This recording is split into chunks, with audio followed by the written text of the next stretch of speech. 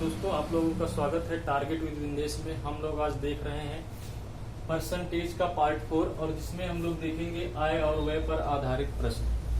तो चलिए दोस्तों, पहला क्वेश्चन हमने ले लिया आय और व्यय पर आधारित प्रश्न और देखेंगे कैसे लगाया जाएगा इसको। तो क्वेश्चन क्या कह रहा, गोपाल अपनी मासिक आय का 30% भोजन पर खर्च करता है, शेष का 40% परिवहन पर खर्च करता है, उसके बाद शेष का 50% बचाता है।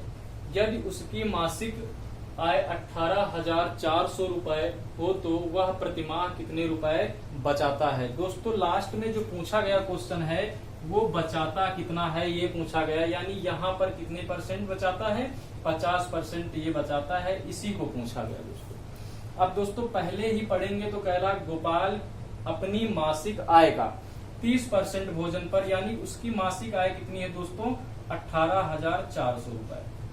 अब इसका 30% वो भोजन पर खर्च कर देता है, लेकिन क्वेश्चन भोजन पर तो पूछ नहीं रहा, कह रहा कितना बचाता है। तो भोजन को हम छोड़ देंगे, यानी 30% जो भोजन पर खर्च कर रहा है हमसे कोई मतलब नहीं, बचाता कितना है तो 70% बचाता है, इसी को हम फ्रैक्शन में लिख लेंगे। अब दोस्तों आगे क्या है, आगे कह रहा है 40% शेष का जो है परिवहन पर खर्च करता है। तो परिवहन पर भी क्वेश्चन नहीं पूछ रहा बचाता कितना है, तो अभी हम परिवहन को भी छोड़ देंगे, यानी 40% परिवहन पर खर्च करता है उसको हटा दो, बचा कितना 60%, ये हमारा हो जाएगा बचत।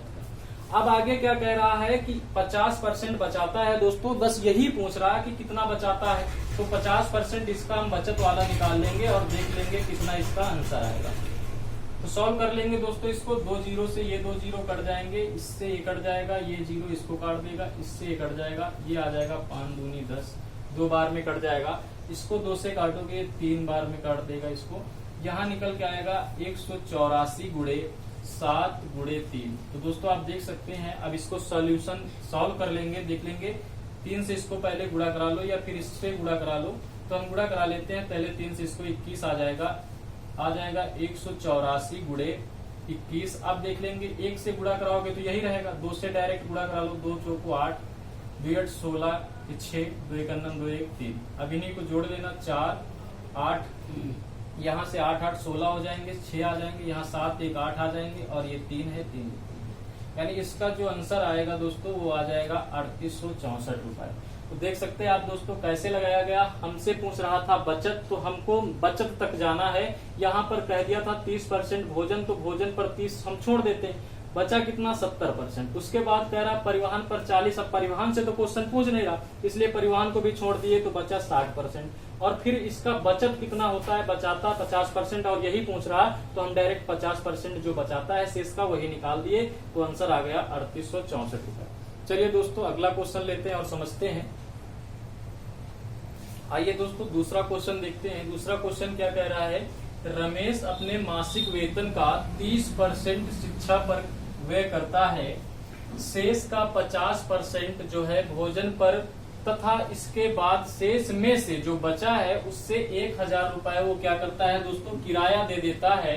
अंत में उसके पास 1800 रुपए बचते हैं। तो रमेश का क्या पूछ रहा है, मासिक वेतन ज्ञात कीजिए। तो दोस्तों यहाँ पर मासिक वेतन ज्ञात करना है हमको। मासिक वेतन तो पता नहीं कितना है, लेकिन अंत में कितना बच रहा दोस्तों ये पता है, कितना बच रहा 1800 रुपए दोस्तों। तो हम यहाँ पर क्या करेंगे, मासिक वेतन कुछ भी मान के लगा सकते हैं। तो हम मानने को है तो x मान लेंगे कि मासिक वेतन जो इसका रहा होगा वो कितना रहा दोस्तों, x रहा। अब इसमें से वो क्या करता, पहले तो लास्ट में अब कहां तक जाएंगे, जो उसने किराया दिया था 1000, उसके बाद जो शेष बचता है, कितना बचता है 1800, यहाँ पर जाएंगे सोल्यूशन करने के लिए। अब आप बताओगे x रुपए उसके पास थे दोस्तों, उसने क्या किया 30% शिक्षा पर खर्च कर दिया। तो शिक्षा पर तो लास्ट में शिक्षा पर जो बचत करता है वो तो है नहीं, यानी शिक्षा वाला कोई महत्व नहीं, तो शिक्षा को छोड़ दो। तो बचा कितना दोस्तों 70%, तो इसको फ्रैक्शन में लिख लेंगे। फिर आगे क्या है, आगे क्या करता है वो 50% भोजन पर खर्च करता, लेकिन लास्ट में बताया तो है नहीं कि भोजन पर कितना खर्च कर रहा, रुपए में वो तो दिए नहीं, केवल परसेंट में दिए, 50% भोजन पर खर्च करता। तो इसका 50 छोड़ देंगे, जो बचा उसको लेकर चलेंगे, यानी 50% ही बचा है। अब दोस्तों क्या कह रहा है, ये जो बचा है 50%, इसके बाद इसमें से भी 1000 रुपए वो निकाल लेता है।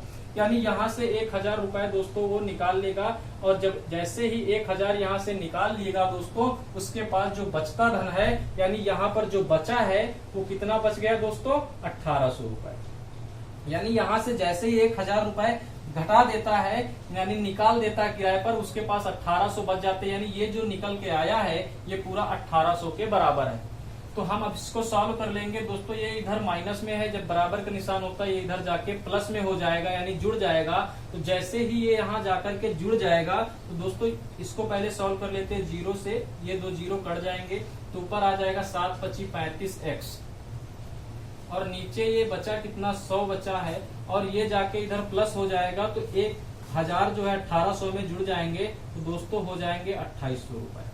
अब दोस्तों क्या करना है, इसी को सॉल्व कर लेना है। 7 25 35 और 7 चौक 28, फिर आप काटोगे 55 40 यानी यहाँ आ जाएगा 80, और ये नीचे यहाँ पर है भाग दे रहा, यहाँ जाके गुणा करा देगा तो x बराबर जो निकल के आ जाएगा, ये 100 जाके इस 80 में गुणा करा देगा तो हो जाएगा 80, और 2 0 और बढ़ जाएंगे जब 100 गुणा करा देगा तो ये निकल के आ जाएगा x बराबर 8000 रुपए।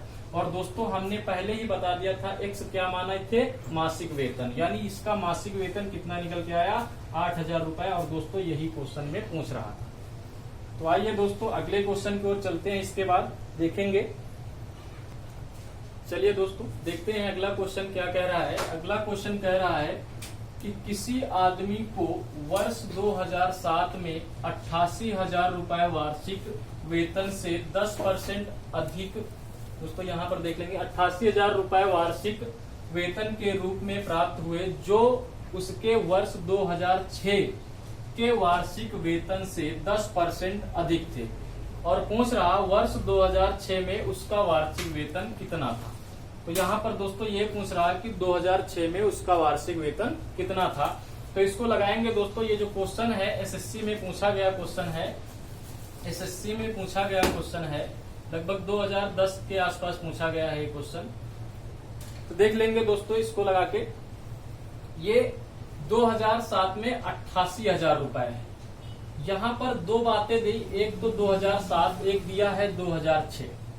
दोस्तों यहाँ पर क्या कह रहा है, जो 2007 का वेतन है, यहाँ पर देख लो वार्षिक वेतन उसके रूप में प्राप्त हुए जो उसके 2006 के वार्षिक वेतन से 10% अधिक है।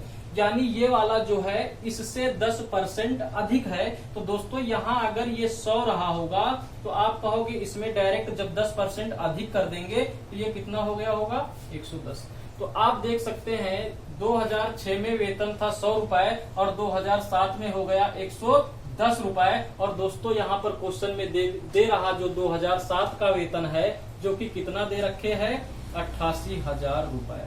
तो हम कह देंगे हमारे अकॉर्डिंग जब हमने 100 रुपए माना 2006 में थे और 2007 में 10% की बढ़ोतरी हुई थी तो ये हो गया था दोस्तों 110 रुपए। और 2007 की वैल्यू दे रखे हैं 88,000, यानी 110 बराबर 88,000 के आपको 100 बराबर निकालना है। तो 110 बराबर जब 88 आप काटोगे तो एक बराबर कितना मिल जाएगा, 11 से आप काटोगे 8 बार कट जाएगा, एक 0 था ये कट जाएगा। तो दोस्तों यहाँ कितना बढ़ जाएगा, 800 रुपए, यानी एक बराबर यहाँ कितना बचा, 800। अब आपको एक बराबर 800 निकालना है 100 बराबर। तो 100 कभी होंगे जब यहाँ 2 0 होंगे, यानी 100 से गुणा करा के आप निकाल लोगे 100 बराबर। तो ये कितना हो जाएगा दोस्तों, 80,000 रुपए। यानी 2006 में इसका जो वेतन था कितने रुपए था दोस्तों, 80,000 रुपए। तो आप देख सकते हैं कि 2000 क्वेश्चन में कह रहा 7 में जो है 2007 के अकॉर्डिंग 10% अधिक था।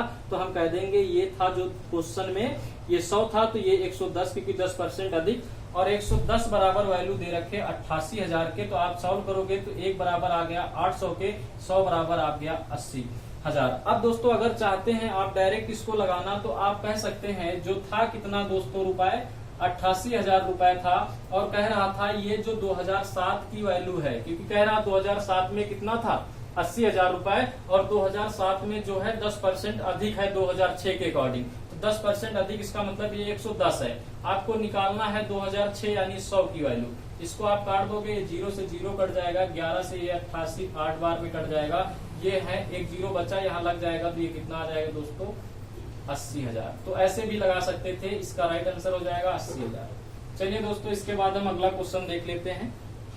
आइए दोस्तों, इस क्वेश्चन को समझते हैं। क्वेश्चन जो है ये भी 2010 एसएससी में पूछा गया क्वेश्चन है। तो देख लेंगे। क्वेश्चन कह रहा है गीता 3888 रुपए जो उसकी मासिक आय का 18% है का म्यूचुअल फंड में निवेश करती है। यानी जो 3888 रुपए है इसको म्यूचुअल फंड में जमा कर देती है, उसकी वार्षिक आय पूछ रखे है। तो दोस्तों पहले तो हम मासिक आय ही निकाल सकते हैं, क्योंकि मासिक आय का कितने परसेंट, 18% म्यूचुअल फंड में वो जमा करती है। तो हम कह देंगे जो उसकी मासिक आय का 18% है वो कितना है दोस्तों, तो आप कह दोगे 3888 रुपए है। कितना है, 3888 रुपए। आपको पता है मासिक आय उसकी कितनी होनी चाहिए, हमेशा 100% ही आय होगी।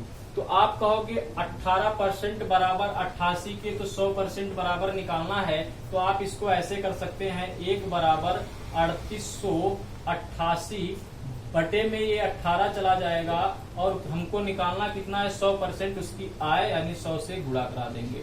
तो हम इसको काट देंगे 18 से। 18 में ये 2 बार चला जाएगा, बचेंगे यहाँ कितने, 2। 18 में फिर 1 बार चला जाएगा, बचेंगे 10। फिर 18 में 6 बार चला जाएगा, कट जाएगा। तो यहाँ कितना आ जाएगा दोस्तों, 2100।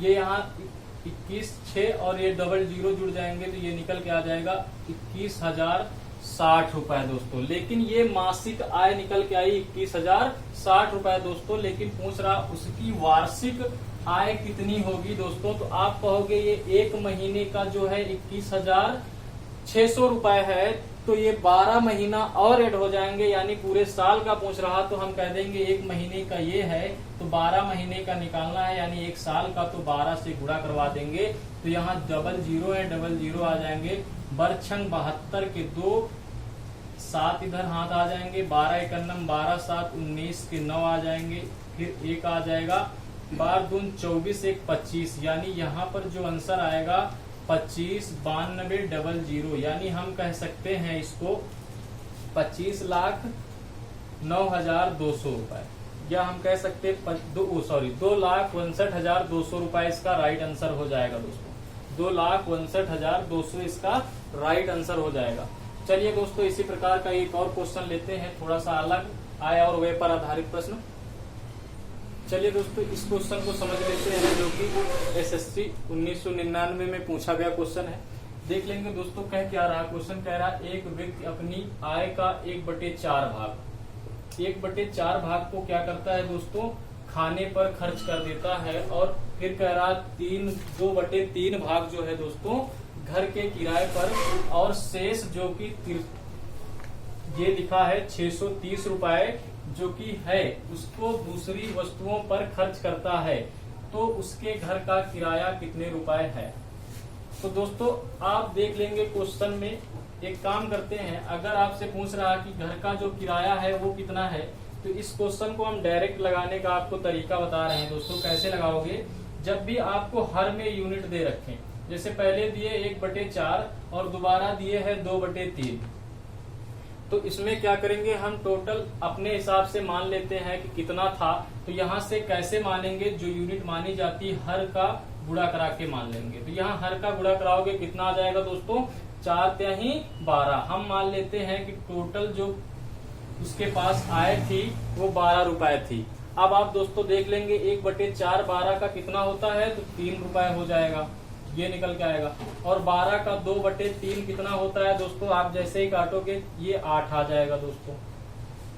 तो आप देख लोगे रुपए 12 उसकी आय थी, 3 रुपए वो 1/4 यानी खाने पर खर्च करता है, और 2/3 जो है वो किसमें खर्च कर देता, घर के किराए पर। यानी 3 रुपए वो खाने पर और 8 रुपए घर के किराए पर खर्च कर रहा है उसके पास 12 रुपए। तो बताओ 3 इसमें खर्च कर दिया, 8 इसमें, बचा कितना उसके पास शेष, 1 ही रुपए तो बचा शेष उसके पास। भाई 8 3 11 और है 12 रुपए, तो बचा कितना, 1। और ये जो 1 रुपए बचा है उसी को बता दिया कि शेष जो कि 630 रुपए बचा है। तो 1 जो ये बचा है वो कितने के बराबर है, 630 रुपए के बराबर बचा था। तो हम कह देंगे 1 बराबर 630 रुपए। और क्वेश्चन में पूछ क्या रहा है, उसकी दूसरी वस्तु पर खर्च करता है, तो बताओ उसके घर का किराया कितना है। तो आप कहोगे जो घर का किराया था 2/3 और 2/3 निकाला गया तो कितने रुपए निकल के आया था दोस्तों, 8 रुपए।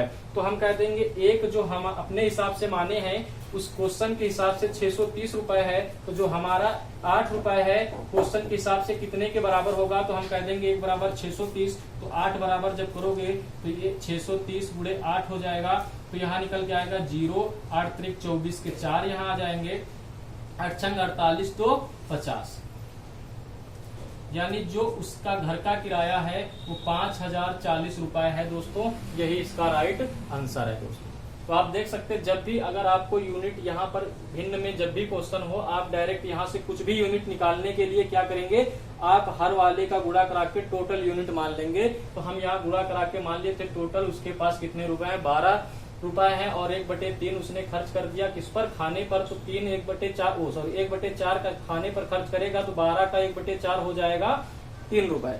और जब 2/3 उसने किराए पर खर्च किया तो 2/3 इस 12 का हो जाएगा 8 रुपए, जो कि किराया है। तो आप बताओ 12 रुपए में 3 यहाँ और 8 यहाँ खर्च कर दिया तो बचा कितना, 1 रुपए। और जो बचा था वो 630 था उनके पास, हमारे पास जो बचा है 1 रुपए। तो हमारा एक उनके 630 के बराबर है। पूछ रहा किराए पर कितना खर्च किया, तो हमने 8 रुपए खर्च किया अपने हिसाब से। तो उनके हिसाब का हम देखेंगे तो कितना आ जाएगा, 5040 रुपए। तो यही इनके हिसाब का राइट आंसर हो जाएगा 5040 रुपए। तो धन्यवाद दोस्तों। इसके बाद हम देखेंगे अगले टाइप के क्वेश्चन कैसे लगाएंगे।